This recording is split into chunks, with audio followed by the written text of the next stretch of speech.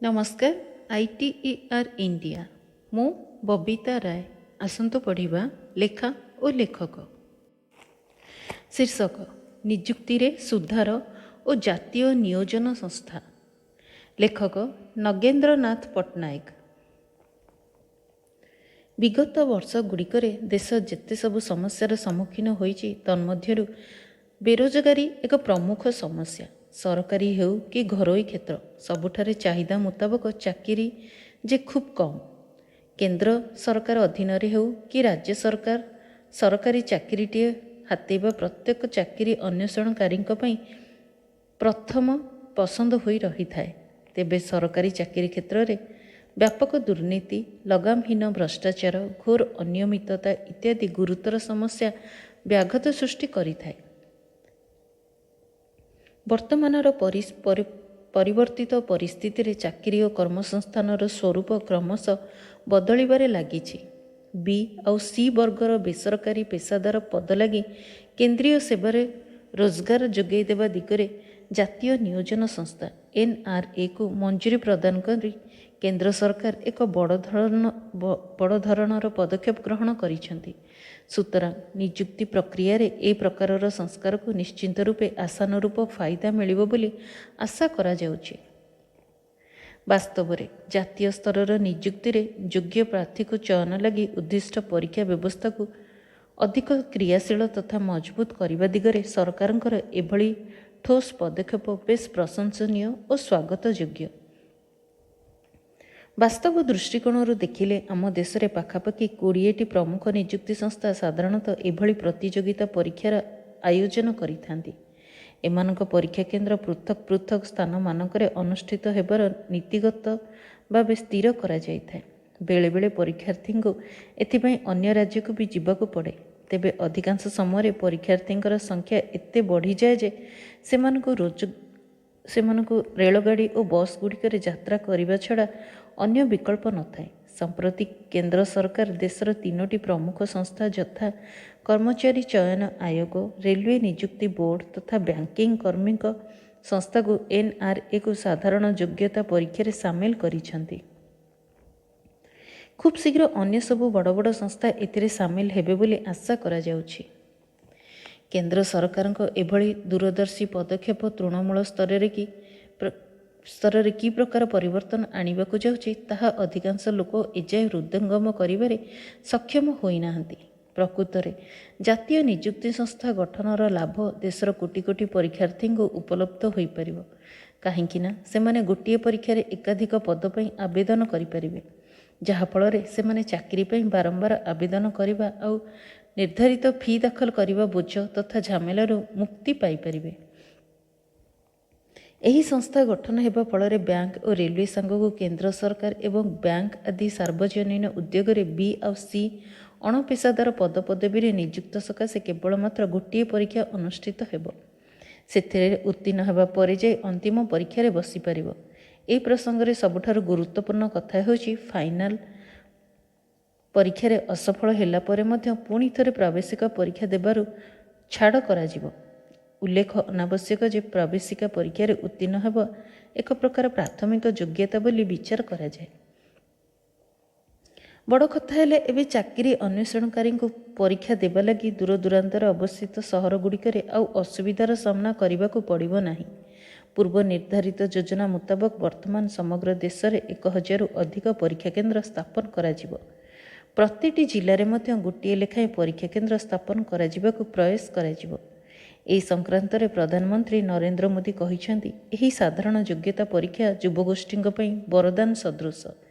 एही प्रयास रे बेकारी समय धन निश्चिंत रूपे संचित हो पारिबो। एहा द्वारा दारिद्र्य पृष्ठभूमि परीक्षार्थी को आश्वासना मिल पारिबो।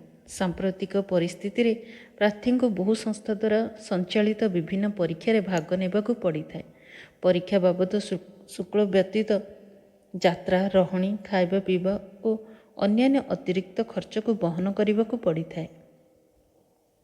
साधारण योग्यता परीक्षा, कॉमन एलिजिबिलिटी टेस्ट इत्यादि एकक परीक्षा द्वारा प्रार्थी उपर आर्थिक बोझ विशेष रूपे ह्रास पाइब। ଏହାଛଡ଼ା ମହିଳା ପ୍ରାର୍ଥୀଙ୍କୁ ମଧ୍ୟ ଯଥେଷ୍ଟ ଆଶ୍ୱସ୍ତି ମିଳିବ, କାରଣ ବେଳେବେଳେ ସୁଦୂର ସ୍ଥାନରେ ଅବସ୍ଥିତ ପରୀକ୍ଷା କେନ୍ଦ୍ରକୁ ଯିବା ଲାଗି ସେମାନଙ୍କୁ ଉପଯୁକ୍ତ ବ୍ୟକ୍ତିଙ୍କ ସାହାଯ୍ୟ ଲୋଡ଼ିବାକୁ ପଡ଼ିଥାଏ।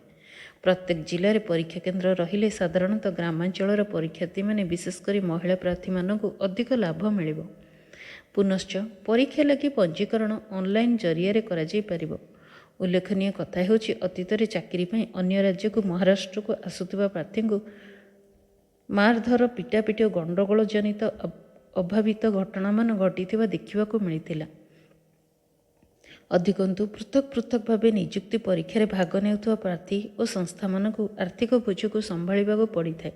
ଏଥିରେ ଥରକୁ ଥର ବ୍ୟୟର ଭାର, ନିୟମ ଓ ବ୍ୟବସ୍ଥା ତଥା ସୁରକ୍ଷା ସଂକ୍ରାନ୍ତ ପ୍ରସଙ୍ଗ ଓ ପରୀକ୍ଷା ପରିଚାଳନାଗତ ସମସ୍ୟା ଆଦି ମନ୍ଦ ଦିଗଗୁଡ଼ିକ ଦେଖିବାକୁ ମିଳେ। ଏହିପରିକି ସବୁ ପରୀକ୍ଷାରେ 2.5ରୁ 3 କୋଟି ପ୍ରାର୍ଥୀ ସାମିଲ ହୋଇଥାନ୍ତି। ସାଧାରଣ ଯୋଗ୍ୟତା ପରୀକ୍ଷାରେ ପ୍ରାର୍ଥୀ ଗୋଟିଏ ସାଧାରଣ ଯୋଗ୍ୟତା ପରୀକ୍ଷାରେ କେବଳ ଥରୁଟିଏ ଅଂଶଗ୍ରହଣ କରିବ ତଥା ଉଚ୍ଚ ସ୍ତରର ପରୀକ୍ଷା ପାଇଁ ଏସବୁ ନିଯୁକ୍ତି ସଂସ୍ଥାକୁ ଆବେଦନ କରିପାରିବ। ତେବେ ଏକଥା ସତ ଯେ ଅଲଗା ଅଲଗା ଜିଲ୍ଲାରେ ସମାନ ପଦରେ ନିଯୁକ୍ତି ପାଇଁ ଭିନ୍ନ ଭିନ୍ନ ପରୀକ୍ଷା ହେବା ଦ୍ୱାରା ବେକାରୀଙ୍କ ଉପରେ ଆର୍ଥିକ ଓ ମାନସିକ ବୋଝ ଭାରି ପଡ଼ିଥାଏ। ନିଜ ଘରଠାରୁ ବହୁ ଦୂରରେ ଅବସ୍ଥିତ ପରୀକ୍ଷା କେନ୍ଦ୍ରକୁ ଯିବା ଲାଗି ବିଚରା ବେକାରୀ ପ୍ରାର୍ଥୀଟିଏ ପାଇଁ ଆବଶ୍ୟକ ଟଙ୍କା ପଇସା ନଥାଏ। ପୁଣି ପରୀକ୍ଷା ସମୟ ନିର୍ଦ୍ଦିଷ୍ଟ କେତେବେଳେ ଯେ ବଦଳିଯାଏ ତାହା କହିବା ମୁସ୍କିଲ। ମୋଟାମୋଟି ଅଲଗା ଅଲଗା ପରୀକ୍ଷା ଅନୁଷ୍ଠିତ କରିବାଟା ବିଶାଳ ଗଣତାନ୍ତ୍ରିକ ରାଷ୍ଟ୍ର ଭାରତର ସଂଘୀୟ ଢାଞ୍ଚାର ଅନୁରୂପେ ନୁହେଁ।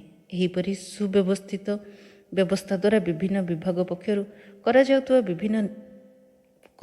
ନିଯୁକ୍ତି ପରୀକ୍ଷାରେ ହେଉଥିବା ଅଯଥା ଖର୍ଚ୍ଚକୁ ରୋକାଯାଇ ପାରିବ। ପୁନଶ୍ଚ ନିଯୁକ୍ତି ପରୀକ୍ଷାର ଫଳ ବି ଅତି ଶୀଘ୍ର ଘୋଷଣା କରାଯାଇପାରିବ। ଫଳରେ ବିଭାଗଗୁଡ଼ିକ ବିଭିନ୍ନ ଚାକିରିରେ ନିଜର ପସନ୍ଦ ମୁତାବକ ଯୋଗ୍ୟ ପ୍ରାର୍ଥୀଙ୍କୁ ଚୟନ କରିବାକୁ ଉତ୍ତମ ସୁଯୋଗ ପାଇବେ। ଶୀର୍ଷକ ମାନପତ୍ରର ମାନ। ଲେଖକ ହିମାଂଶୁ ଶେଖର ଆଚାର୍ଯ୍ୟ। ଈଶ୍ୱର ପ୍ରତ୍ୟେକଙ୍କ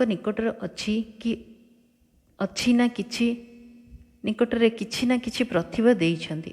ସେଥିପାଇଁ କୁହାଯାଏ, ଫୁଲର ବାସ୍ନା ଥିଲେ ସେ ମହକିବ, ଆଉ ପ୍ରତିଭା ଥିଲେ ତାର ଉନ୍ମେଷ ଘଟିବ। ପ୍ରତିଭାର ବିକାଶ ପାଇଁ ପ୍ରୋତ୍ସାହନର ଆବଶ୍ୟକତା ରହିଛି। ଅତୀତରେ ଯୋଗ୍ୟ ବ୍ୟକ୍ତିମାନଙ୍କୁ ମାନପତ୍ର ଦେଇ ସମ୍ବର୍ଦ୍ଧନା ଦେବାର ପରମ୍ପରା ମଧ୍ୟ ଥିଲା ଓ ବିଭିନ୍ନ କ୍ଷେତ୍ରରେ ପ୍ରତିଷ୍ଠା ଅର୍ଜନ କରିଥିବା ପ୍ରତିଭାଧାରମାନଙ୍କୁ ସମ୍ବର୍ଦ୍ଧିତ କରାଯାଉଥିଲା। ଏହିପରିକି ରାଜାରାଜୁଡ଼ ଶାସନରେ ବି କବି, ସାହିତ୍ୟକ, ଚିତ୍ରକର, କଳାକାର, ସଙ୍ଗୀତଜ୍ଞ, ନୃତ୍ୟ ବିଶାରଦ ଓ ଅନ୍ୟାନ୍ୟ କ୍ଷେତ୍ରରେ ପ୍ରତିଷ୍ଠିତ ହେଉଥିବା ବ୍ୟକ୍ତିବିଶେଷଙ୍କୁ ମାନପତ୍ର ଦେଇ ସମ୍ବର୍ଦ୍ଧିତ କରାଯାଉଥିଲା। ସେଥିପାଇଁ ତ ସମ୍ରାଟ ବିକ୍ରମାଦିତ୍ୟଙ୍କ ରାଜସଭାରେ ନବରତ୍ନ ତାଙ୍କ ରାଜସଭାକୁ ମହାମଣ୍ଡିତ କରିଥିଲେ। କାଳିଦାସଙ୍କ ଠାରୁ ଆରମ୍ଭ କରି କବି ସମ୍ରାଟ ଉପେନ୍ଦ୍ର ଭଞ୍ଜଙ୍କ ପର୍ଯ୍ୟନ୍ତ ସବୁଠି ସମ୍ବର୍ଦ୍ଧନାର ଏକ ଉଜ୍ଜ୍ୱଳ ପରମ୍ପରା ଥିଲା। ମାତ୍ର ଏବେ ସମାଜର ଢଙ୍ଗ ବଦଳି ଗଲାଣି। ସବୁଠି ପ୍ରତିଷ୍ଠା ହାସଲ ପାଇଁ ଚାଲିଛି ଜୋରସୋର ଉଦ୍ୟମ। ଯେମିତି ହେଉ ପଛେ ମାନପତ୍ରଟିଏ ମିଳୁ। ରାଜନେତାଙ୍କ ଠାରୁ ଆରମ୍ଭ କରି ପ୍ରଶାସକ, କବି, ସାହିତ୍ୟିକ, ଗାଳ୍ପିକ, ନାଟ୍ୟକାର, କଳାକାର, ସାମ୍ବାଦିକ, ଶିକ୍ଷକ, କ୍ରୀଡ଼ାବିତ୍ ଓ ଅଭିନେତା ସମସ୍ତେ ଏହି ଦୌଡ଼ରେ ସାମିଲ ହୋଇଛନ୍ତି। ଏହାକୁ ଲକ୍ଷ୍ୟ ରଖି ସମ୍ପ୍ରତି ବିଭିନ୍ନ ପ୍ରକାରର ସାହିତ୍ୟ, ସାଂସ୍କୃତିକ, ସାମାଜିକ ଓ ଭିନ୍ନ ଭିନ୍ନ ସଂଗଠନ ସୃଷ୍ଟି ହେବା ବି ଭଲ କଥା। କିନ୍ତୁ ଏଠି ସମ୍ବର୍ଦ୍ଧନା ଦେବାରେ ମାନିଆ ସୁନାମି ପରି ଗ୍ରାସ କରିଛି ସମସ୍ତଙ୍କୁ। ସମ୍ବର୍ଦ୍ଧନା ଦେବା ପାଇଁ ସଂଗଠନ ଗୁଡ଼ିକ ମଧ୍ୟରେ ଯେତିକି ଆଗ୍ରହ, ସମ୍ବର୍ଦ୍ଧନା ନେଉଥିବା ବ୍ୟକ୍ତି ମଧ୍ୟ ସେତିକି ଆଗ୍ରହ। ସତେ ଯେମିତି ସମ୍ବର୍ଦ୍ଧନା ଦେବା ଓ ନେବା ଏକ ନିଶା ପାଲଟି ଗଲାଣି।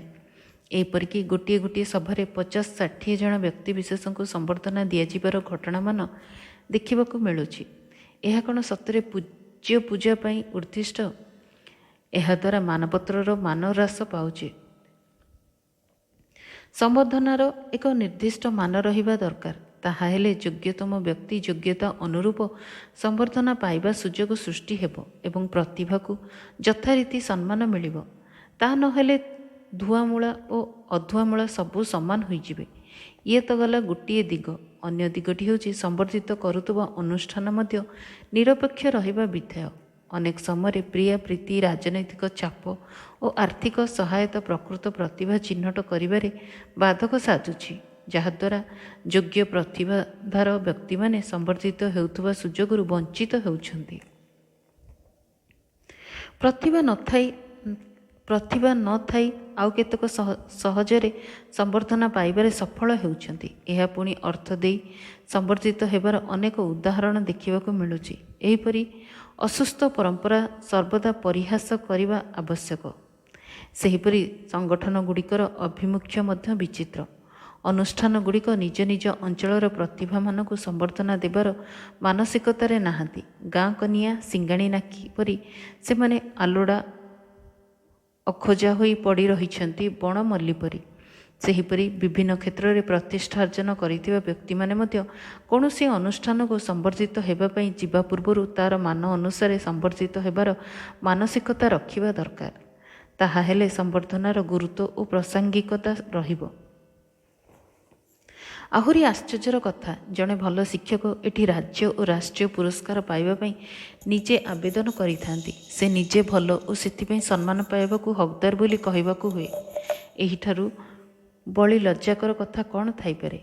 ଏଥିନିମନ୍ତେ ପାଠ ଅପେକ୍ଷା ଶାଠ ଅଧିକା ଦରକାର। ଏଥିପାଇଁ ବିଭିନ୍ନ ପ୍ରମାଣପତ୍ର ଅଣନିଶ୍ୱାସୀ ହୋଇ ଧାଁ ତପଡ଼ କରି ଯୋଗାଡ଼ କରିବାକୁ ହୁଏ। କୃତି ଶିକ୍ଷକଙ୍କର ସମ୍ମାନ ପାଇବା ପାଇଁ ଏବେ ପୁଣି ଜିଲ୍ଲା ସ୍ତରରେ ପୁରସ୍କୃତ କରିବା ପାଇଁ ବ୍ୟବସ୍ଥା ରହିଛି। ଏଥିପାଇଁ ସେମାନେ ଆବେଦନପତ୍ର ଜିଲ୍ଲା ଶିକ୍ଷାଧିକାରୀଙ୍କୁ ପ୍ରଦାନ କରିବେ। ସେଇ ଏକା ବ୍ୟବସ୍ଥା। ଗୋଟିଏ ପୁରସ୍କାର ଓ ଖଣ୍ଡିଏ ମାନପତ୍ର ପାଇବା ପାଇଁ 12 ଦୁଆର ବୁଲି ଆବେଦନ କରିବାକୁ ହେବ। ବିଚରା ଶିକ୍ଷକଟିଏ ବୋଲି ସିନା, ସେ ପୁଣି ମଣିଷ ତିଆରି କରନ୍ତି, ଦେଶର ଭବିଷ୍ୟତମାନଙ୍କୁ ଗଢ଼ନ୍ତି। ସମ୍ବର୍ଦ୍ଧନା ଦେବାର ଏହି ବ୍ୟବସ୍ଥା କେବେ ବଦଳିବ କେଜାଣି? ଶିକ୍ଷକଙ୍କ ପଦମର୍ଯ୍ୟାଦା ରକ୍ଷା ପାଇଁ କ'ଣ ଆଉ କିଛି ବିକଳ୍ପ ବ୍ୟବସ୍ଥାରେ ଭଲ ଶିକ୍ଷକ ଚୟନ କରିପାରନ୍ତା ନାହିଁ? ସମ୍ବର୍ଦ୍ଧନା ଓ ମାନପତ୍ର ଦେବାରେ ଭାବ ନିଆରା। ପୂଜ୍ୟ ପୂଜାର ଆଦର ମଧ୍ୟ ରହିବା ଦରକାର। କିନ୍ତୁ ମାନପତ୍ର ଦେବାର ଏକ ନିର୍ଦ୍ଦିଷ୍ଟ ମାନ ରହୁ ଓ ଯୋଗ୍ୟ ବ୍ୟକ୍ତିଙ୍କୁ ସମ୍ବର୍ଦ୍ଧିତ କରିବାର ମାନସିକତା ସୃଷ୍ଟି ହେଉ, ଯାହାକି ଉତ୍ତର ପିଢ଼ି ପାଇଁ ଏକ ଆଦର୍ଶର ଭିତ୍ତିଭୂମି ତିଆରି କରିବ। ଢଗ ଢମାଳି ଥିଲା କୋ ନାତୁଣୀ ଜୋଇଁ ଘଇତା, ଟେକା ଟେକି କରି ଦିନ ନଉଥା। ସ୍ୱାମୀ ମରିଗଲେ ବା ନଥିଲେ ନିଃସହାୟ ସ୍ତ୍ରୀ ନିଜର ରକ୍ଷଣାବେକ୍ଷଣ ପାଇଁ ଅନ୍ୟର ଶରଣ ପଶିଥାଏ। ନାତୁଣୀ ଜୋଇଁ ପରି ଆପଣାର ଚିହ୍ନା ଜଣା ବ୍ୟକ୍ତିକୁ ଧରି ତାକୁ ମୁରବୀ ବୋଲି ମାନି ଗୁଜରାଣ ମେଣ୍ଟାଇବା ଭଳି ଅସୁବିଧାରୁ ନ କରିବା କଥା ବାଧ୍ୟ ହୋଇ କରିବା ଅର୍ଥରେ ଏହିପରି ଉକ୍ତି ଉଲ୍ଲେଖ କରାଯାଇଛି। ନଈ ଅତଡ଼ା ଚାଷ, ଅନ୍ତୁଡ଼ି ପୁଅକୁ ଆସ, ସଖୀ ଗୋ ମନ୍ଦାଏ। ନଈ ପଠାରେ କରାଯାଉଥିବା ଚାଷ ଉପରେ ଭରସା ନଥାଏ। ନଈରେ ବଢ଼ି ଆସିଲେ ଅତଡ଼ା ଧସି ଫସଲ ପାଣିରେ ବୁଡ଼ି ନଷ୍ଟ ହୋଇଯିବାର ଆଶଙ୍କା ରହିଥାଏ। ସେହିପରି ଜନ୍ମିତ ସନ୍ତାନର ଭବିଷ୍ୟତ କ'ଣ ହେବ, କିପରି ହେବ, ତାହା ଏବେଠୁ କହି ହେଉ ନଥିବା ସ୍ଥଳେ ତା ଉପରେ ଆସ୍ଥା ପ୍ରକଟ କରି ବସିବା ମୂର୍ଖାମି ଅର୍ଥରେ ଏହିଭଳି ଉକ୍ତି ପ୍ରକାଶ କରାଯାଇଅଛି।